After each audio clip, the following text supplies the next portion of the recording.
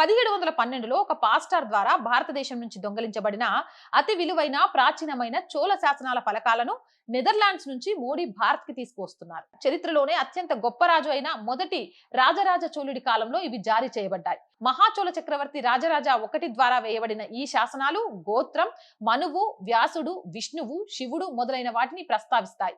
ఇది తమిళుల సనాతన వారసత్వాన్ని ధృవీకరిస్తుంది. సూర్యుడు, ఇక్ష్వాకు మరియు దూడను కోల్పోయి శోకిస్తున్న ఒక ఆవుకు న్యాయం చేసిన చోళుల వంశావళిని పేర్కొన్నారు.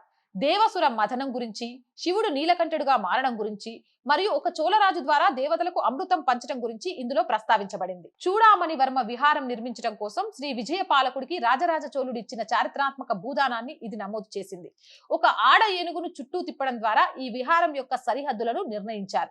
సంస్కృత ఫలకాలను వశిష్ఠ గోత్రానికి చెందిన కొట్టాయూర్ అనంత నారాయణన్ రాశారు. ఈ శాసనాన్ని అమలు చేసిన 41 మంది అధికారులు, పదాలను రాసిన కళాకారులు మరియు శాసనాన్ని చెక్కిన శిల్పుల వివరాలు వీటిలో పొందుపరచబడ్డాయి.